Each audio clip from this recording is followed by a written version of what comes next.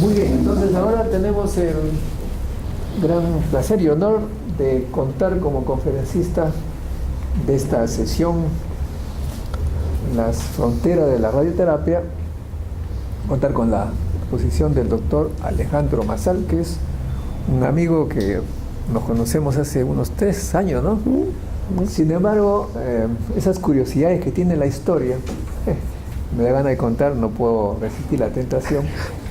Resulta que en 1975 yo hacía mi doctorado en el Instituto de Física Nuclear, que fue fundado, creado por 2 premios Nobel, Frédéric e Irene Joliot-Curie, y donde la nieta de Curie también estaba trabajando allí. Bueno,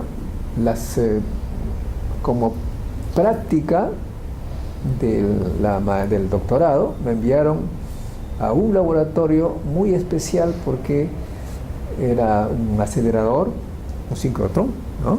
Era un ciclotrón. Ciclotrón, y lo mío era trabajar en un detector con multifilamentos, una cosa impresionante, un montón de filamentos donde pasaba la radiación por cuestiones de corriente, uno ubicaba por dónde había pasado.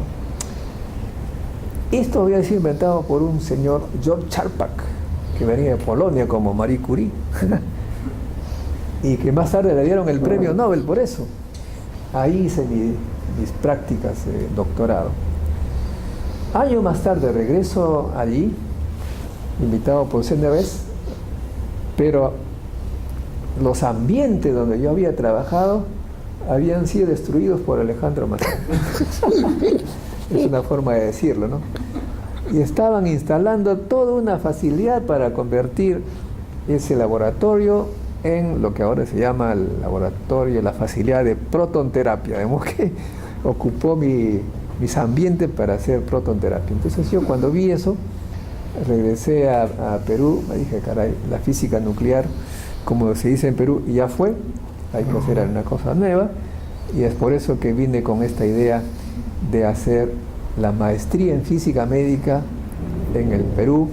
Yo no soy físico médico, pero dije, esto es la voz, y por esa razón está aquí Alejandro. He ido varias veces, voy a volver en noviembre allá. Ya no hago física médica, será por un congreso de física nuclear, pero siempre es un placer visitar al laboratorio o a la facilidad de protonterapia, cuyas características nos va a explicar Alejandro, que es argentino de origen, estudió ingeniería en Argentina, luego hizo física médica en Francia, hizo lo que en nuestra época ya no existe, es el DOA, que es el Diploma de Estudios Especializados en Física Médica, y luego un doctorado, y pues se ha apoderado del Instituto Curie, ahora está en pleno centro de París, con la facilidad en Orsay, donde trabajé, y por eso es que para mí es bastante interesante tenerlo, y gran cariño por la hermandad latinoamericana, Argentina y Perú, ¿no es cierto? Nosotros leímos el Exocet, ahora nos va a dar de repente la facilidad de física médica aquí en Perú, también el 6-0, ojo. Como que hay una gran historia que nos une, no olvidemos San Martín, etcétera, pero Alejandro va a traer ciencia, que es lo que nos interesa esta noche. Gracias, un aplauso para... Bueno, muchas gracias por el honor y el placer de venir hasta acá, así que muchas gracias Modesto y muchas gracias Sandra por la excelente presentación que me sirve para poder continuar con el tema. Simplemente para terminar con tu anécdota, te voy a contar algo que no sabes, que los detectores de Charpak, las ARPAs, están instaladas en las líneas de protonterapia, así que no destruimos nada, estamos usando lo que hicieron y se usan para detectar el haz. Bueno, creo que realmente quiero volver a insistir en agradecimiento a Sandra, porque ella presentó todo lo que estamos haciendo en física médica, la historia, la evolución, cuál es nuestro rol, y realmente eso es preponderante. Lo voy a usar como argumento para hablarles muy poquito de física. Les voy a contar algo de qué es protonterapia, pero la principal intención cuando charlamos con Modesto es mostrarles que un físico médico no hace solo física. que tiene que ir a interaccionar con otros dominios. Y les voy a contar dos. Uno que está íntimamente relacionado, que es el de trabajar en los protocolos clínicos.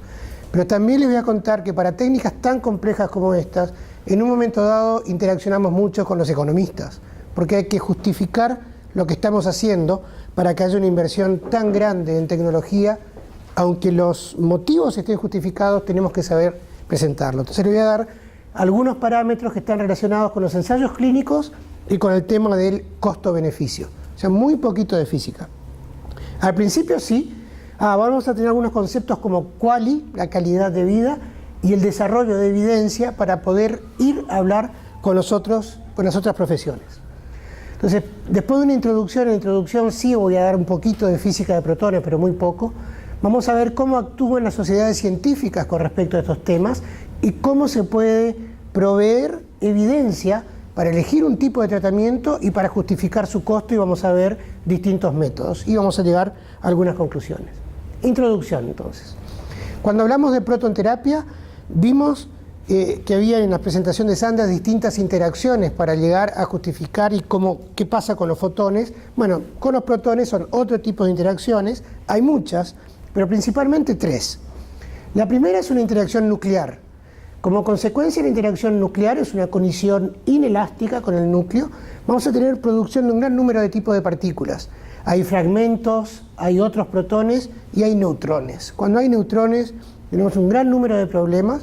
Vamos a tener problemas de blindaje, por ejemplo, grandes muros de metros de hormigón. Pero eso es para proteger al personal. Vamos a tener activación y vamos a tener neutrones en los pacientes. O sea que estas interacciones no nos gustan mucho.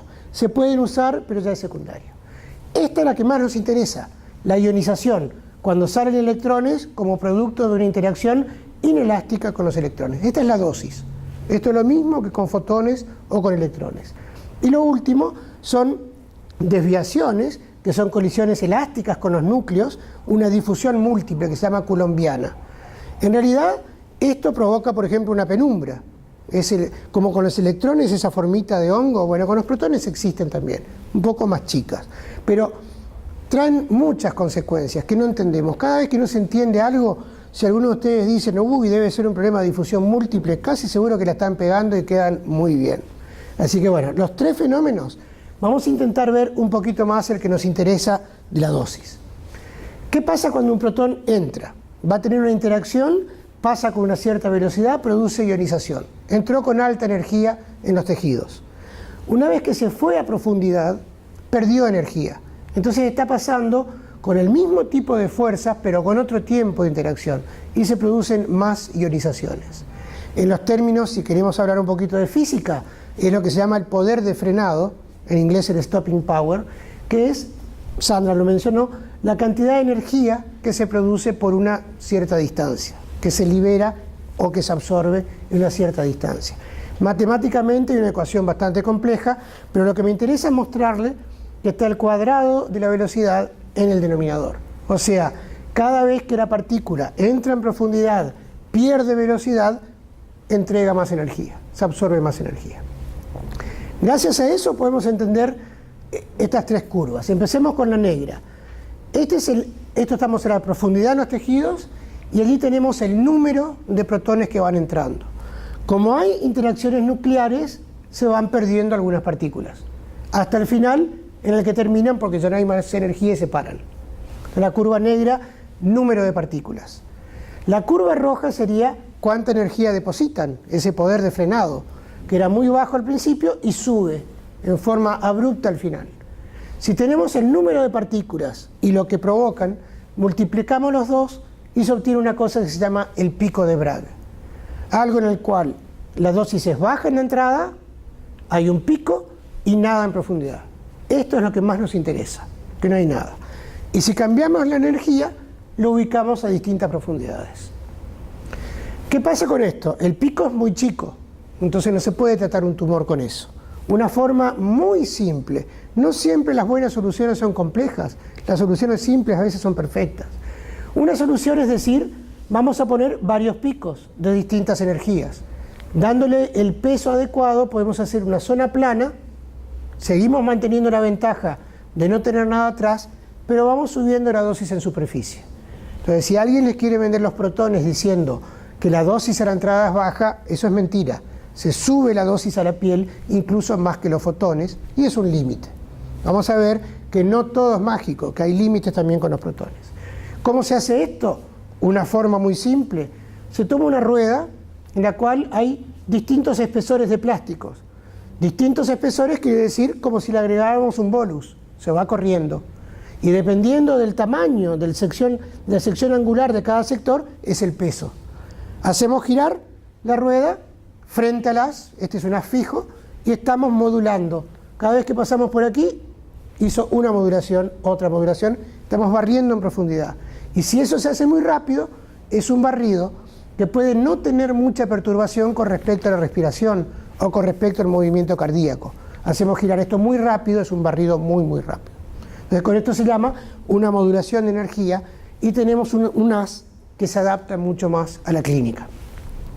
Con esto podemos empezar a comparar un tumor de la base del cráneo irradiado, acá pongo un haz, después se van a multiplicar el número de haces, fotones y protones. Vamos a tener un gran número de ventajas. Por ejemplo, como son partículas pesadas, tenemos una baja penumbra, porque se desvían muy poco en la entrada. Después vamos a tener una dosis plana, no el máximo de los fotones. Va a seguir con una dosis plana en el tumor, tampoco hay un gradiente. Acá nos empiezan a interesar las cosas. Termina de golpe, hay un gradiente muy grande después del tumor. Y a mí lo que más me interesa es esto, ninguna dosis atrás. Entonces, parecerían ser que son todas ventajas. No, tenemos que ser siempre honestos, conocer los límites para poder manejarlos. Vamos a ver los límites. En la entrada ya les dije, sube la dosis y la dosis en la piel es alta. No tenemos ese efecto de preservar la piel como con los fotones. Tenemos la penumbra que era linda en la entrada, se ensancha por esa difusión múltiple en profundidad, justamente donde está el tumor y donde están los órganos críticos. Entonces es un problema. Esto que estábamos tan contentos de que para, bueno, si atravesamos hueso, tejido, cavidades que se pueden llenar o no, tenemos una cierta incertidumbre de dónde está el rango. Realmente es un problema. Y además es una zona en la que hay efectos biológicos más fuertes. Cuando se tiene una alta densidad de ionización, hay efectos biológicos. Y lo último, hay neutrones, por esas reacciones nucleares que vimos. Entonces, cuando hacemos el balance total, bueno, en verde hay ventajas, en rojos hay problemas. Por esto es todo ese trabajo complejo de cómo usar los protones teniendo en cuenta sus límites. Esto es para un haz. Por supuesto, después hay que pensar las técnicas con muchos haces. En la práctica, en clínica, este es un ejemplo típico de para qué se lo usa. Por ejemplo, algo en lo que está trabajando María Ángeles, la radiación de los chicos, que hay que irradiarle el cerebro, la fosa posterior donde está el origen del tumor y todo el nebraxe. Esto es un tumor que se llama meduloblastoma. Cuando se irradia con fotones, se irradia todo el cuerpo. Y esto trae un alto riesgo, por ejemplo, de inducción de segundos tumores. Estos chicos tienen una predisposición genética y tienen un gran número de tratamientos con quimio, entonces es muy, muy complicado. Hay secuelas por órgano o riesgo de segundo tumor. Cuando se trata con protones, se preserva todo eso y se puede ir mucho más. En función de la edad del chico, se puede decidir si lo vamos a parar al final del hueso o al final de la médula, para afectar diferentemente el crecimiento del hueso. Entonces, tenemos una gran flexibilidad. Esto es el caso casi por excelencia de utilización de los protones, pero hay muchos otros. ¿Qué vemos, por ejemplo? Un tumor, un craniofaringioma en el cráneo. Estas son las técnicas modernas de fotones, que son buenas. No tenemos que criticar lo que se hizo en el pasado, lo que se está haciendo en este momento, porque es lo que sabemos hacer y las herramientas que tenemos. Este es un excelente tratamiento hoy en día para un craniofaringioma. Ahora, ¿qué pasa? Si tenemos la posibilidad de ir hacia los protones y si estamos en una condición en la cual todos esos límites los podemos manejar, fíjense, por ejemplo, la reducción que vamos a hacer en el ojo, en las vías ópticas, principalmente en el lóbulo temporal. Aquí seguimos irradiando el lóbulo posterior, pero esto es una técnica de protones que se llama pasiva, en el cual producimos un haz ancho de protones con métodos mecánicos. las técnicas más modernas hacen que los protones los hagamos con un barrido de pequeños haces, y entonces todavía hacemos algo más conformacional, y aquí se ve la diferencia entre las distintas técnicas. O sea, ya no alcanza a hablar, por ejemplo, protones. Bueno, hay que ver qué técnica con los protones. Lo mismo que con los fotones. Una cosa es conformacional, otra es IMRT fijo, otro es IMRT rotacional. Lo mismo va pasando con las otras partículas. Entonces es una evolución con límites, pero que nos permiten ir a cada vez más conformacional en forma macroscópica. ¿Qué se está haciendo como máximo de conformación? Bueno, se usan varios haces. En este caso, cada haz se lo hace en forma homogénea. A pesar que hacemos el barrido de un haz, irradiamos en forma homogénea porque esto da mucha más robustez al tratamiento. Si un haz se mueve un poco o si hay cambio para un haz, sigue siendo dosis homogénea por todos los otros. Lo máximo de la técnica que se está intentando hacer, y que ya se hace, es la modulación de intensidad con protones, pero haciendo que todos los haces sean irregulares.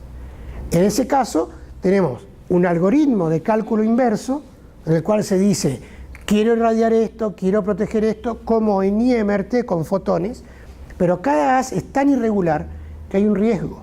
Si entre este haz y este haz hubo un movimiento, o si uno de ellos tiene un problema con una cavidad se llenó, es mucho más sensible. Entonces no se está aplicando a todos los casos en forma discriminada.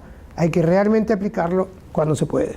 Entonces, esto es, hoy en día, lo mejor que sabemos hacer en conformación con haces de protones, o con todo tipo de haces. Esto se llama IMPT, modulación de intensidad en protonterapia. Bueno, con esto tenemos entonces más o menos el origen físico de cómo usamos los haces, cómo lo usamos en clínica, pero hay un problema. ¿Por qué no se desarrolla más? Principalmente por el costo. Durante muchos años, los protones existen en la protonterapia desde hace 50 años, pero no se la desarrollaba, primero porque no teníamos todas las herramientas, no habían aceleradores fácilmente disponibles, las imágenes no estaban tan disponibles para una herramienta de tanta precisión. Tener un bisturí de gran precisión pero no saber dónde tratamos no sirve, es casi peor, podríamos hacer mal. Pero el principal tema hoy es el costo. Este es, por ejemplo, el primer centro clínico que se desarrolló en Estados Unidos en los 90, en Loma Linda, en el cual había un acelerador, sigue existiendo, que alimenta distintas salas. Cada sala, para poder tratar alrededor del paciente, tiene lo que se llama un brazo isocéntrico, como lo que conocemos con los Linacs. Pero fíjense, el tamaño es casi tan grande como el acelerador. Este centro costó más de 150 millones de dólares. O sea que no se podía pretender decir, vamos a multiplicar los centros de protonterapia. ¿Es por Berkeley? ¿Cómo? ¿Por Berkeley es? Esto no, la gente de Berkeley les ayudó a construir, pero en realidad es un centro basado en una comunidad religiosa que puso toda la plata, los adventistas. Pero bueno, hay de todo. Pero lo principal, fíjense, habían 3 salas, cuando uno mira el costo del proyecto, en realidad creo que costó 200 millones, o sea, cada sala terminaba costando 50 millones, contra un acelerador que cuesta 2 millones. La relación es muy alta. Ahora, ¿qué está pasando hoy en día? Bueno, se están haciendo máquinas cada vez más compactas. Por ejemplo, usando la criogenia. Esto es para un ciclotrón, esto es para un sincrotrón, también se lo hace más compacto, o a veces se buscan soluciones arquitectónicas para reducir el tamaño del edificio. Lo último que está viniendo, y esto es cierto para distintos tipos de máquinas, fíjense, ciclotrones, sincrotrones, sincrociclotrones, y ya vienen también los aceleradores lineales. ¿Qué está pasando ahora? La máquina ya se lo hace tan compacta que se la pone arriba del gantry, del brazo isocéntrico. Y por ejemplo este gira nada más que 180 grados y el resto se mueve la camilla. A mí eso no me gusta, prefiero los 360, pero es una solución. Esto ahora toma el lugar de 2 búnkers de Linac, pero toma casi 3 pisos, o sea que en volumen sigue siendo grande. Pero cada vez más se lo puede venir a implantar en un hospital. Ahora, ¿por qué nos gusta que sea chico? No es que nos gusta que sea chico, es que es más barato. Entonces ya se está pasando de tener que tener 100 millones, ya se está pasando a 20 o 30 millones de dólares. Sigue siendo mucho. Pero si uno piensa en la evolución de los Linacs Ahora vienen los LINAC con la resonancia magnética incorporada para hacer imágenes. Y esos están costando entre 8 y 10 millones. O sea que ya estamos en una relación casi de 2 o 3. Ya no son la relación de 10 de antes. Se están acercando. Esta es, en forma cualitativa, la evolución de lo que está pasando para una sala. Los protones, estos fueron, por ejemplo, lo que describió Montoya, que dijimos, Modesto dijo, vino a mi sala experimental. Bueno, agarramos una sala experimental y por muy poquita plata la convertimos en médica. Después vinieron esos centros clínicos carísimos. Y ahora está bajando el precio porque se empieza a hacer más compacto la monosala y producción en serie. O sea que ya hay industrias que lo producen en serie. Los LINAC que están subiendo. El más caro de todo con la resonancia aquí. Por supuesto, si comparamos, dentro de poco se va a poner la resonancia con los protones y va a costar otra vez más caro. Pero se están acercando. Esto hace que ya son instituciones las que lo están comprando. No hace falta que todo un país se ponga a comprar una máquina. Ya hay instituciones que las compran. Bueno, con esa introducción, ahora la pregunta es, ¿qué tratamos? Hay distintos tipos de soluciones para ver qué se puede tratar. Entonces vayamos a ver qué recomienda una sociedad científica de para qué hay que usar los protones. Casi todos los países hicieron un análisis de ese estilo. Veamos, por ejemplo, los americanos con la Astro. Lo que dijeron es, para usar protones, bueno, úsenlo primero en forma muy general. Úsenlo para tumores que están muy cerca de una estructura crítica, que tienen que tratar un gran volumen y no consiguen darle una dosis homogénea, o que quieren bajar la dosis integral, este es el caso de la pediatría, que va a traer una cierta toxicidad, o casos que ya fueron irradiados, y entonces hay que buscar una técnica que permita economizar el resto de la radiación. En forma clínica, ¿cuáles son los casos? Bueno, tumores del ojo, base del cráneo, zona espinal, tumores hepáticos, los chicos, seguimos así, hay una lista de casos en los cuales ya se reconoce que vale la pena usar los protones. Hay casos en los que no. Por ejemplo, si uno compara dos planes y los fotones son más o menos parecidos a los protones, bueno, no gastemos plata en usar una técnica compleja. También si hay una urgencia, porque esto lleva cierto tiempo preparar. Si hay mucho movimiento de órganos, tampoco necesariamente se adapta a los protones, o si vamos a hacer un tratamiento paliativo, bueno, hagámoslo con una técnica simple. Los dos extremos son fáciles de entender. Lo que es muy difícil es en el medio, que son todas las localizaciones. Estos son tumores raros, es menos de 1% de la población tratada en radioterapia. Todo está aquí, o sea, tratar pulmón, seno, cabeza y cuello. Y ahí lo que se pide es que todavía en este momento hay que probar cuando hay una evidencia para que se usen los protones. Y esa forma de probar es casi el objetivo de mi charla, tratar de mostrarle cómo hoy en día tenemos que ir a probar lo que queremos usar para poder justificar su costo. Vamos a tratar de ver eso. Hay muchísimos métodos y posiblemente ustedes ya escucharon siempre la necesidad de hacer ensayos randomizados. No sé cómo traducirlo al español, pero es tirar al azar. O sea, se quiere usar una técnica, se toma una población, se tira al azar a ver si va a una técnica o a otra. Igual se dice ¿randomizado? Perfecto. Entonces, esa es la única forma de garantizar que los dos grupos son iguales, que no hay una diferencia entre los dos grupos. Pero en realidad yo lo que les quiero mostrar es que hay más de una forma. Les voy a mostrar 5.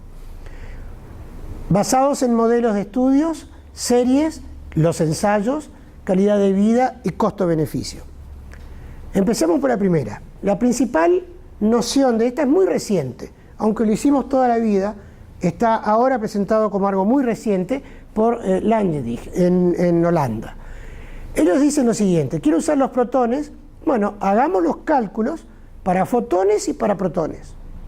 A partir del cálculo para cada paciente, hago los dos, como hay modelos de lo que se llaman NTCP o TCP, o sea, control tumoral o complicación en los tejidos sanos. Esto es Normal Tissue Complication Probability, la probabilidad de provocar una complicación en los tejidos sanos. Estos modelos no están todos desarrollados, hay datos que son muy viejos o que se buscan recientes, pero empiezan a alimentarse los modelos y se puede alimentar en forma continua. Entonces, si este modelo dice, Bueno, este caso va a tener 15% más de probabilidad de una complicación, este no, entonces tratemos con protones. Si la probabilidad es de 1 o 2%, está en el margen de error, no lo hagamos. En función del resultado, un paciente va a protones o va a fotones. El método suena muy bien, es muy claro, pero entonces quiere decir que cada paciente hay que calcularlo 2 veces. Se pierde un poco más de tiempo, aunque las herramientas para calcular hoy son muy rápidas. Pero para mí tiene otro problema. Una vez que tratamos 100 pacientes, 500 pacientes, ¿vamos a seguir haciendo un doble cálculo? En ese sentido estaríamos calculando cada vez qué pasa con el cobalto, qué pasa con el conformacional, qué pasa con el IMRT cada vez que recibimos un paciente. Entonces pensamos que una vez que uno ya tiene experiencia, bueno, se va a reducir el número de cálculos dobles. O sea, vamos a alimentar tanto los modelos y la experiencia que va a ser posiblemente más fácil y lo vamos a hacer para algunos casos particulares o para nuevas indicaciones. Lo que sí tienen razón es que cuando se hacen ensayos y el ensayo llega a la conclusión, se tratan todos los pacientes que tengan tumores del pulmón o no se tratan los tumores de seno, esa conclusión es muy abrupta, porque puede ser que hayan pacientes que se beneficien o no. Uno dice, no los trato, pero habían pacientes que se podían beneficiar. Entonces, esto es una solución personalizada, que va en el buen sentido de elección, pero que yo pienso que también en un momento dado tiene su límite. Pasamos entonces a la siguiente, el uso de series y registros de pacientes, y voy a dar junto con esto ya el caso de calidad de vida. Es un caso con protones, se ha ido un poquito mal. Estos son, por ejemplo, casos de pediatría, analizados por una médica de Boston. Lo que hizo fue lo siguiente, tomó una serie de chicos tratados con protones y una serie de chicos tratados con fotones. Trató de filtrar en forma tal que las dos series estén lo más próximas posible. Eso no se obtiene nunca. Entonces, el estudio tiene algunas críticas, pero intentó acercarlas. Y acercándolas, bueno, sí, hay 50% de varones y de mujeres, hay acá una diferencia de raza, lo cual puede tener consecuencias en los análisis, pero más o menos trató de machear los datos. Le dice, estas dos series son próximas. Y a partir de eso se hizo lo que se llama la calidad de vida. Uno de los métodos son cuestionarios. Cuestionarios que se hacen a los chicos, cuestionarios que se hacen a los padres, que son a veces subjetivos, pero con algunos elementos objetivos. Puede ser cómo le va a la escuela, se cansa, puede dar la vuelta a la manzana, puede andar en bicicleta, o un montón de preguntas que están sistematizadas y que se usan siempre. Para una persona es muy subjetivo. Cuando se empieza a aumentar el número de casos, los resultados muestran una tendencia. Entonces, ¿qué pasa con esto? Fíjense, sus resultados fueron, en una población normal, por ejemplo, estos son resultados de totales o físicos o psicosociales. Si uno le pregunta a alguien cómo estás, nunca dice estoy bien. Si yo le pregunto a todos ustedes, todo el mundo no me va a decir estoy perfecto. No existe el 100%. ¿Ves? Entonces, fíjense, la población sana, 80% o un índice 80. Los chicos que se trataron con tumores del cerebro con protones, 75, y con fotones, 65. Las diferencias no son grandes, pero pensemos en un padre o en un chico que uno le dice, ¿qué preferís, 75 o 65? No va a haber duda. Esto es una tendencia. Pero lo que pasa también, y con cifras de ese artículo, es comparado con otras enfermedades. Por ejemplo, esto es un chico sano. Este es un chico que tiene tumores del cerebro que no pudieron ser tratados, que están en la peor condición. Los tratamientos con fotones estaban cercanos a esto en calidad de vida, pero se lo controló. Con protones ya estaba casi cercano de los perfectamente sanos. Pero lo que es importante alrededor de esto, eran comparados con obesidad, con diabetes o con enfermedades que nosotros consideramos hoy relativamente banales. Este tipo de tendencia es todavía muy difícil de usarla para justificar frente a un banquero, a un servicio social o a una mutual que se use la técnica. Pero son pistas que nos sirven, junto con el análisis clínico, también este tipo de estudio de calidad de vida. Antes no se podía tratar a los chicos con cáncer, ahora se los trata con un 80% de sobrevida. pero la calidad de vida es mala. Entonces, este tipo de estudios sirve. Lo más importante de todo es cuando vamos a los ensayos. Entonces, ¿qué es un ensayo clínico? Primero hay una definición, que es la siguiente. Tienen que ser humanos, o sea, un ensayo con animales no nos sirve. Tiene que asignarse antes cuál va a ser lo que se va a tratar en uno u otro lado. Puede ser un placebo. Hay que evaluar qué pasa con esa intervención y tienen que ser resultados que estén relacionados con la parte biomédica o con el comportamiento. Estas son 4 preguntas. Hay que contestar sí a todas para que sea un ensayo clínico. Una sola pregunta que se dice no, ya no se considera un ensayo clínico. Entonces, hay distintas fases. Un ensayo clínico de fase 1 son nada más que algunos pacientes en los cuales se ve si el tratamiento es seguro. Después se pasa a una fase 2, en la cual con muchos más pacientes se empieza a ver si tiene eficacia, si realmente el tratamiento sirve. El fase 3 es el que más se pide, muchos pacientes ya comparando con otra clínica, con otro tipo de tratamiento que está considerado como estándar. Y lo último, la fase 4, es cuando ya se está usando la técnica, poder optimizar las condiciones de seguridad, el beneficio sea la verdadera dosis final. Las distintas fases son ensayos que siempre van a escuchar, estoy en un fase 1, estoy en un fase 3 para el nuevo remedio o para la nueva técnica. Lo interesante es que los criterios para hacer este tipo de ensayos tienen consideraciones como, por ejemplo, decir que el sujeto esté con todos sus derechos, con seguridad y que se sienta bien. Que estos ensayos tengan realmente planes aprobados con rigor, con integridad y que estén produciendo datos seguros. Fíjense las palabras que están usadas, justifican que los físicos médicos participen en forma activa en los ensayos clínicos. Porque si realmente tenemos que dar datos con una gran fiabilidad, por ejemplo, en la dosis que fue deliberada, o estar seguro que en el protocolo se respetaron las imágenes del día, que el paciente estuvo tratado según el protocolo, que se hizo una dosimetría, la única forma es que sea multidisciplinario. No les pido que lean esto, pero tenemos un problema. Sandra mostró la evolución de la radioterapia. Y la cosa importante es que antes teníamos grandes cambios cada 20 años, después cada 10. Ahora son menos de 5.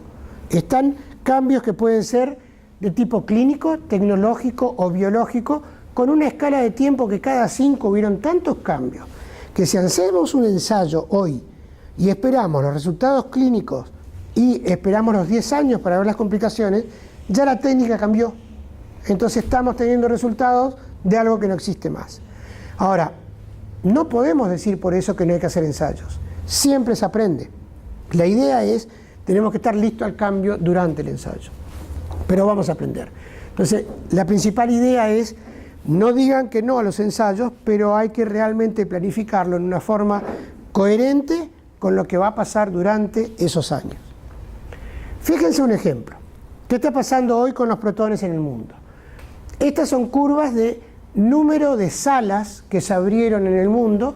Por ejemplo, estas son líneas fijas que no se movían con esas técnicas mecánicas que se llaman pasivas. Después aparecieron los brazos isocéntricos.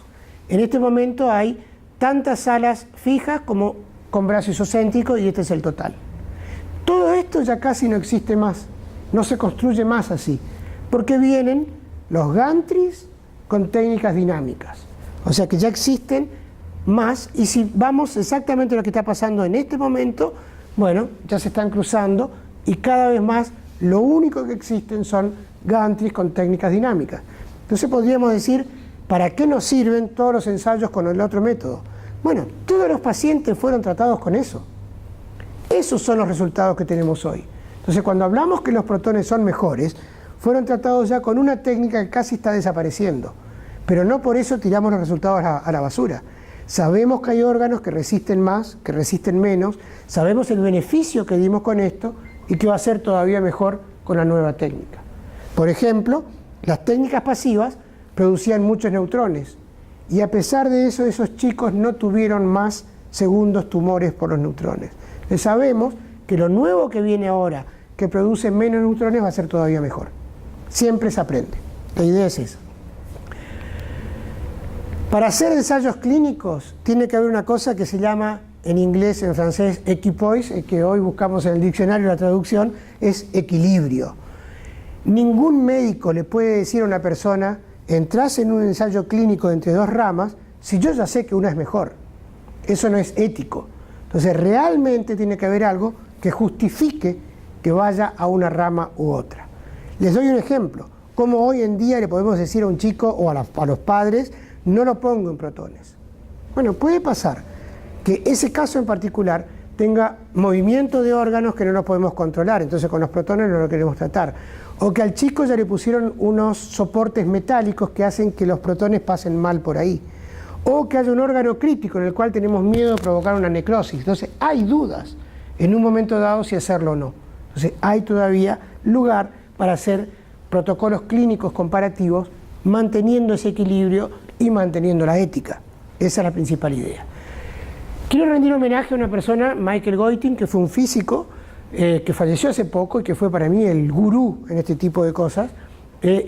Cuando se le preguntaba sobre los ensayos clínicos, él y un médico con el que trabajaba siempre decían, no es ético. Cuando vemos la distribución de dosis, no es ético. Pero no eran fanáticos. Entonces lo que decían es, no, yo no estoy contra el ensayo randomizado. Lo que puede pasar es que siempre en un ensayo vamos a tener una situación así. Vamos a tener el control tumoral acá y las complicaciones acá. Tengo una situación de control, por ejemplo, con los fotones. Tengo una cierta complicación y un cierto control. Trato con los protones, tengo más control pero más complicación. ¿Cómo elijo entre uno y otro? ¿Cómo elijo entre los dos? Entonces lo que él proponía es una cosa matemática, es decir, pongamos 2 puntos en la nueva técnica. Cambio la dosis un poco, entonces voy a tener un punto aquí y otro punto allá. Puedo interpolar entre los dos y voy a tener una situación en la cual, con la misma complicación, sé si tengo más control o menos. Es una forma matemática, elegante de decir, voy a hacer que el ensayo sea ético. Pero es una solución matemática. Voy a saltear un poco todo esto, pero les voy a mostrar otro tipo de respuesta a los ensayos clínicos. El uso de paracaídas. Esto fue un artículo. Realmente la pregunta es la siguiente. ¿Hay que usar un paracaídas? ¿Es cierto que va a prevenir la muerte o el accidente frente al problema gravitacional de caerse o tirarse de un avión? Bueno, vamos a ver la parte cómica de esto. Dice que no hay ningún ensayo randomizado que muestre que realmente el paracaídas es mejor o no. No hay un ensayo randomizado. No se hizo que la mitad de la población se tire del avión y la otra con paracaídas. Esto es nada más que una observación, no hay estadísticas. También hay efectos adversos. O sea, alguien se tira con paracaídas y se puede romper una pierna.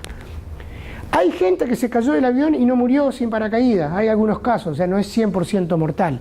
Bueno, con todo esto, lo principalmente que se quería decir es, no insistan tanto en que la única solución es el ensayo clínico. Puede ser que hayan otras soluciones, pero también que hay que hacerlos. Bueno, lo último, el más difícil de todos, es lo que se llama costo-eficacia. Entonces, como hay los dos términos, hay que calcular cuánto cuesta y hay que tener una buena respuesta a cuán efectivo es el estudio. Este es un estudio hecho por un físico. Oliver es un físico que trabaja en Alemania, en Heidelberg. Entonces, ¿qué hizo él? Calculó cuánto costaba un tratamiento de fotones, un tratamiento de carbono, por ejemplo, y la cirugía. Agarraron 10 pacientes que ellos habían tratado y dijeron, ¿qué pasó con estos pacientes? ¿Cuántas cirugías hubo que hacer? ¿Cuántos días de hospitalización? ¿Cuántos tratamientos de radioterapia? Calcularon el verdadero costo, no solo cuánto cuesta tratarlo, pero cuánto cuesta retratarlo después si hubo un tumor que no se controló, por ejemplo, o si hubieron complicaciones. Con eso hicieron todos los cálculos con esperanzas de cuánto se controlaba y llegaba a la conclusión de que costaba 7.000 euros ganar un año de vida. Creo que nadie aquí en la sala va a estar en la duda de decir un año de vida de 7.000 euros, yo los pago. Entonces, esa es una conclusión, yo diría, relativamente simple. Entonces, es una forma en la que nosotros aplicamos una ecuación y la calculamos. En economía es mucho más complejo que esto. Esto es muy directo. Entonces, vamos a ver cómo se hace hoy en economía. Se usa lo que se llama el QALY. Cada año de vida, pero controlado por la calidad de vida. ¿Qué es esto? Acá hay un índice cualquiera de calidad de vida y aquí están los años que se vive. Este es un paciente tratado con una técnica y este es un paciente que se trató con esa nueva técnica. O sea que ganó en años y ganó en calidad. Esta integral, o sea que también él perdió un poquito de calidad. Esta integral muestra cuántos años con calidad de vida ganó y cuánto cuesta. Las cifras que se manejan en este momento en el mundo son del orden de $50.000 por QALY. O sea, un año de vida ganado con calidad. Si cuesta más que 50.000, los seguros no los quieren pagar. Si cuesta menos, dicen, esta técnica vale la pena. Suena duro, pero es así. Algunos países están haciendo evolucionar de 50 a 80. En nuestros países de mundo de desarrollo esas son cifras altísimas. El Seguro Social no va a pagar 50.000 por un QALY.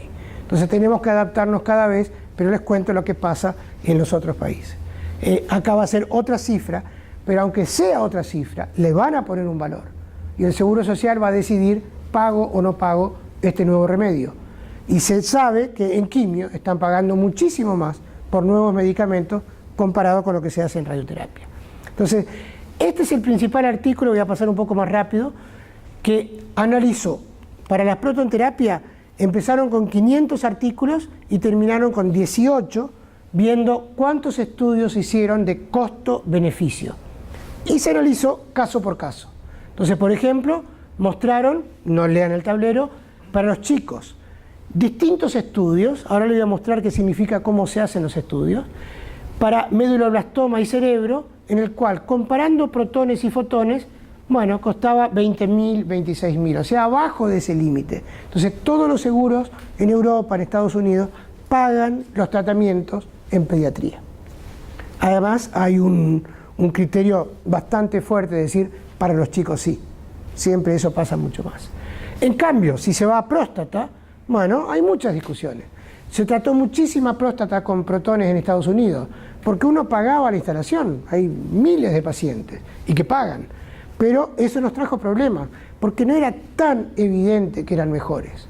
Entonces, usar una técnica cara para algo que no es tan evidente, bueno, los estudios mostraron, en un momento dado, hace mucho tiempo, decían, sí, vale la pena, no es tan caro. Todos los últimos estudios están diciendo, no, no es tan efectivo. Y lo que se lleva como conclusión es, un paciente que es relativamente joven, hasta los 60 años, el costo es más bajo, porque es una persona que va a producir. O sea, cuanto más bajo sea el costo por QALY, se aprueba. En cambio, si tiene 70 años, sí, ya no vale la pena. Entonces, fíjense qué duro que es discutir en la parte económica, porque estos son problemas de costo social en un país. Entonces, puede ser simplemente la edad. Bueno, voy a pasar un poco más rápido, yo le llamo a esto el affair prostat, porque perjudicó a todos los centros. Pero fíjense qué complejo que es, y otra vez, el rol que puede tener un físico. No se hace simplemente decir, traté 10 pacientes o 20. Se hace un modelo matemático, en el cual se dice, tengo un paciente que lo traté. Esto lo hicieron, por ejemplo, para los tumores del ojo. Traté al paciente. ¿Qué pasa? ¿Quedó en el mismo estado o murió por otra causa? ¿O tuvo una recurrencia local? ¿O tuvo una metástasis y murió por la metástasis? Cada uno de estos tiene una probabilidad de pasar de un estado al otro. O sea que a partir de las estadísticas médicas puedo decir, un paciente que traté con protones o con placas o con otra cosa, sí tuvo una recurrencia con una probabilidad de 10%. Entonces después se simula como si fuera un Monte Carlo, en el cual pongo 10.000 pacientes y vamos a ver los resultados de este modelo, que puede tener errores. En este caso en particular, hicieron ensayos en los cuales decían, fíjense cuánto cuestan los protones, 100.000, las placas radiactivas, 77, todo esto comparado con una enucleación de sacar el ojo, es mucho más caro y no lo hagan. ¡Ay! Pregúntenle al paciente si prefiere un tratamiento conservativo o sacarle el ojo. Entonces, el estudio, el modelo estaba bien hecho, la forma de usar los datos no necesariamente. Entonces, queremos que este estudio se vuelva a hacer. Y un problema era la sensibilidad. Fíjense qué pasa. La sensibilidad del estudio es, cambiamos un parámetro, o sea, le cambio una probabilidad aquí, una probabilidad allá. las cifras son tan distintas, se pasa de 100.000 a 9.000 o a 400.000. Este estudio le falta algo. La barra de error es tan grande que casi no podemos usar las conclusiones. Entonces, lo bueno es que alguien hizo el modelo, ahora hay que alimentarle de buenos datos. Bueno, voy a saltear algunos casos. Les muestro por lo menos para qué sirve. Este es, por ejemplo, un melanoma de la coroide anterior y chiquito. Se lo puede tratar muy fácil con una placa de iodo radiactivo. Este es un tumor posterior. Es mucho más difícil poner una placa cerca del nervio óptico. Entonces lo tratamos con protones. Este es un tumor muy grande. Entonces, tratar de poner una dosis aquí con la placa, vamos a irradiar muchísimo más todo el resto. Bueno, así hay criterios de elección para poder elegir una técnica o la otra. Entonces, como siempre lo que decimos, cuando hay tumores raros, hay que concentrarlos en una institución, porque entonces tiene experiencia y pueden hacer este tipo de elección. Bueno, voy a saltear otras localizaciones, por ahí le voy a hablar de una o dos. Estamos empezando a hablar de localizaciones que ya no son tan raras. Por ejemplo, el seno. Pero si mañana decimos que tratamos seno con protones, se van a llenar las instalaciones y no vamos a poder. Y ni siquiera sabemos si realmente vale la pena. Entonces, fíjense algunas situaciones que nos interesan. Cuando se trata el seno, bueno, hay que ver qué dosis recibe el seno contralateral, porque tenemos riesgo de inducción de un segundo tumor. Principalmente el riesgo cardíaco. El seno izquierdo, si irradiamos las arterias que están por aquí, o la dosis media del corazón, el paciente va a morir por un problema cardíaco y no por su tumor. Y también las complicaciones de pulmón. Si conseguimos reducir todo eso, vamos a tener posiblemente una parte de la población que puede beneficiar de protones. Se está empezando en este momento un ensayo en el cual para las pacientes con este tipo de situación de riesgo cardíaco o pulmonar, bueno, fotones o protones, y vamos a ver los resultados. Esto es en Estados Unidos. Otro tipo de situación, el pulmón. Si se reduce la dosis, esto es con fotones y esto es con protones. Si reducimos la dosis al pulmón, no solo el paciente va a tener una mejor tolerancia, principalmente se le va a poder hacer un protocolo de quimio mucho más agresivo, porque el paciente va a tolerar. Entonces, la combinación de los tratamientos que nos interesa. Pero usar un pencil beam con un tumor que se mueve es mucho más complejo. Entonces tenemos que tener soluciones para eso, y hay. Lo último que les quería mostrar sobre las comparaciones es que está viniendo cada vez más esto. Cubrir, o sea, pagar el tratamiento con un desarrollo de evidencia. Pero es un desarrollo de evidencia continuo. Empecé el ensayo, algo cambió en la técnica, no importa. Yo continúo con mi ensayo con la nueva técnica y voy haciendo una estratificación de los pacientes. Desde el punto de vista estadístico es más difícil, pero podemos hacer ensayos de esa forma. Eso es lo que está viniendo en este momento. Entonces, viendo todo eso, las conclusiones a las que quiero llegar son las siguientes. Primero, hay muchas formas. Los físicos trabajan muchísimo en esto, o sea, en el cálculo dosimétrico individual y en el análisis de series. Los economistas están mucho más en esto, en el costo-beneficio, y los médicos participan al conjunto, pero mucho más en estos ensayos, en los que tienen que ir a explicarle a un paciente, te pongo en una rama o en otra. Además, estos son resultados individuales, paciente por paciente, mientras que aquí es toda la población, es un caso social para ver cómo vamos a tratar a los pacientes del futuro. Entonces, lo que hay que hacer es tener en todo esto un cierto criterio y una cierta ética.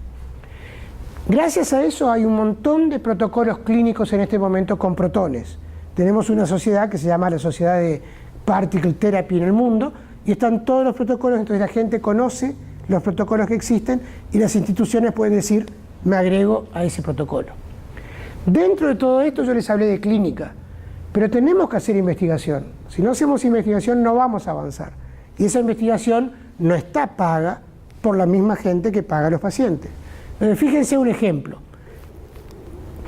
En este momento estamos trabajando con la idea de irradiar más de 100 grays por segundo. O sea, todo el tratamiento en medio segundo. Se llama flash. ¿Por qué? Porque encontramos que se controla el tumor de la misma forma y hay menos complicaciones. Pero hay otras formas. Se usan mini beams con las cuales se protege el tejido sano o se puede mezclar con nanopartículas. Para hacer todo este tipo de cosas, bueno, vienen experiencias de electrones, fotones, estamos desarrollando líneas experimentales nada más que para hacer investigación, porque si no, las salas clínicas no las podemos usar para investigación. Lo último, ¿qué está pasando en el mundo? Este es el mundo, pero deformado un poco en función de la población. La mayoría de los centros en Estados Unidos, en Europa, en Japón, pero empiezan a aparecer puntos fuera de todo eso. Entonces acá tenemos un problema, primero de ética. Vamos a instalar un centro de protones en un país en el cual el cáncer está mal controlado, la radioterapia es mala, o hay mal de Chagas, o hay otro problema. Para mí eso no es ético, y yo no apoyo ese tipo de proyectos.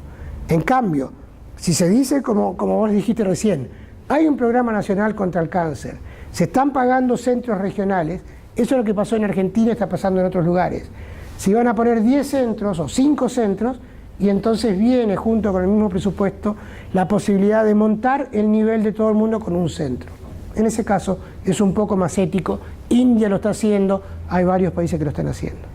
Pero principalmente tenemos que estar seguros que la empresa va a sobrevivir, que va a hacer el buen mantenimiento y que sigue siendo todo eso ético. Un problema es formar a la gente. Entonces a los que quieran los invitamos, damos un curso en noviembre en París, es gratis, o sea que no estoy haciendo publicidad para ganar algo, se tienen que pagar el pasaje, se tienen que pagar el alojamiento, ya mi casa la tengo llena porque estoy alojando al que venga, pero bueno, existe, vamos a tratar de repetirlo todos los años y hay varios cursos. Otra vez más, si no va a haber un centro en Perú, ¿por qué hacer este curso? Bueno, no los invito por eso, simplemente a veces sirve como conocimiento, pero van a haber centros en América Latina y alguno de ustedes va a participar a enviar un paciente a Brasil o Argentina, entonces está bien que conozcan lo que se hace. Para terminar, para mí hay algunas palabras que quiero retener de esto, que es responsabilidad, ética y trabajo. Creo que si ustedes hablan quechua no es muy distinto de Amaquilla, Amayúa, Amayuya, yo pienso que lo pronuncio mal. ¿Quién me dice cómo se pronuncia esto? Es conocido, ¿no? Bueno, no hay mucha diferencia. Bueno, me parece que después de hablar de alta tecnología, diciendo responsabilidad, ética y trabajo, bueno, no mentir, no robar, no ser ocioso, creo que es la misma filosofía, así que podemos ir a las raíces quechua o a la alta tecnología de hoy en día y vamos a tener los mismos conceptos de ética. Gracias.